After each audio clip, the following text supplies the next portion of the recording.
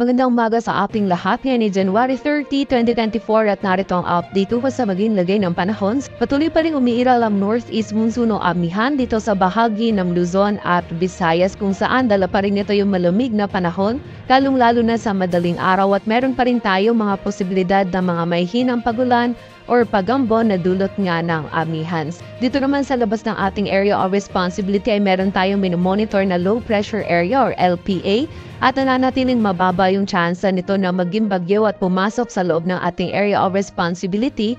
Ngunit yung trough or extension nito ay nagdudulot ng mga pagulan dito sa malaking bahagi ng Mindanao, lalong-lalo na sa silangang bahagi nito.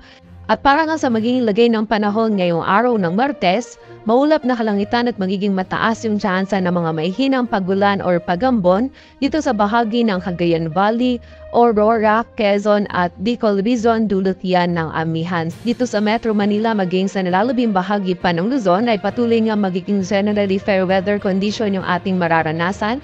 Malamig na panahon pa rin yung mararanasan natin lalong-lalo na sa madaling araw at meron pa rin tayong posibilidad ng mga isolated na mga maihinang pagulan or pagambon na dulot ng amihan. Agwat ng temperatura dito sa Metro Manila ay 19 to 31 degrees Celsius. Sa bahagi naman ng Visayas at Mindanao, dito sa mga bahagi ng Samar, Northern Samar, Eastern Samar maging sa Leyte ay makaranas din tayo ng mataas na tsansa ng mga maihinang pagulan or pagambon na dulot pa rin ng amihan. Dito sa bahagi ng Palawan, Western Visayas at Central Visayas ay patuloy din magiging bahagyo maulap hanggang sa maulap yung ating kalangitan at meron din tayo mga posibilidad pa rin ng mga isolated na mga mahihinang pagulan or pagambon na dulot pa rin ng amihan.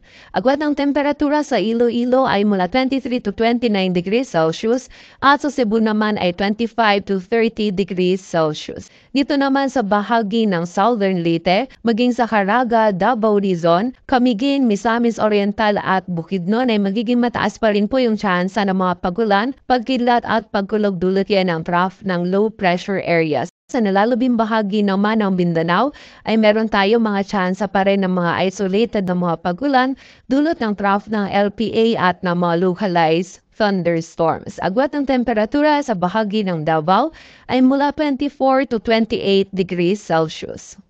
At para naman sa lagay ng dagat baybayin ng ating bansa, dulot pa rin ng amihan ay meron pa rin tayo kung nakataas na gale warning sa northern coast ng Camarines Norte, eastern coast ng Albay, sa northern at eastern coast ng Sorsogon, maging sa northern Samar, eastern Samar, Samar, Biliran, Leyte, southern Leyte, maging sa bahagi din ng Dinagat Island, Surigao del Norte kasama na ang Siargao at Bukas Grande Islands, Surigao del Sur maging sa eastern coast ng Davao Oriental kung saan mapanganib pa rin po yung pagpalaot para sa ating mga kababayang mangingisda pati na rin yung may mga maliliit na sasakyang pandagat.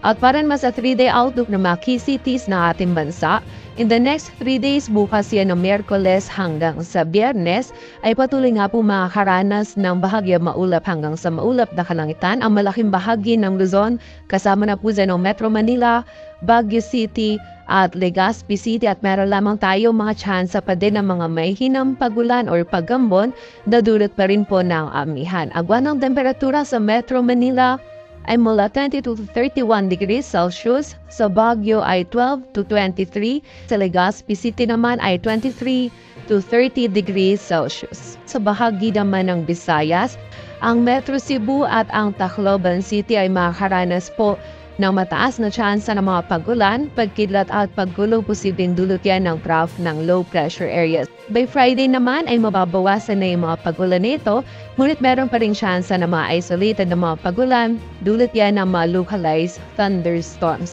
Dito naman sa bahagi ng Iloilo City, bukas ay makakaranas pa rin tayo ng mga mahinang pagulan lamang or pagambon na dulot ng amihan, and by Thursday and Friday naman ay meron tayo mga posibilidad ng mga isolated na mga pagulan, pagkidlat at pagkulog dulot yan ng mga localized thunderstorms. Agwat ang temperatura sa Metro Cebu ay mula 24 to 30 degrees Celsius. Sa Iloilo ay 24 to 30 degrees Celsius. Sa Tacloban City naman ay 23 to 31 degrees Celsius. Sa bahagi naman ng Mindanao, ang bahagi po ng Metro Davao in the next 3 days ay patuloy kang makakaranas ng maulan na panahon or magiging mataas pa rin po yung tsansa ng mga pag-ulan, pagkilat at pagkulog dulot yan ang trough ng LPA. Sa Cagayan de Oro City naman bukas ng Miyerkules and by Thursday ay magiging mataas din po yung tsansa ng mga pagulan, and by Friday naman ay meron tayong mga posibilidad ng mga isolated na mga pagulan. Dulot yan ang mga localized thunderstorms. Sa Zamboanga City naman, by Wednesday and Thursday, meron din tayong chance ng mga isolated na mga pagulan, and by Friday naman, ay magiging mataas po yung chance ng mga pagulan dulot yan ng trough ng LPA. Agwat ng temperatura sa Metro Davao ay mula 23 to 30 degrees Celsius. Sa Cagayan de Oro City ay 24 to 31 degrees Celsius. Sa Zamboanga City naman ay 23 to 32 degrees Celsius.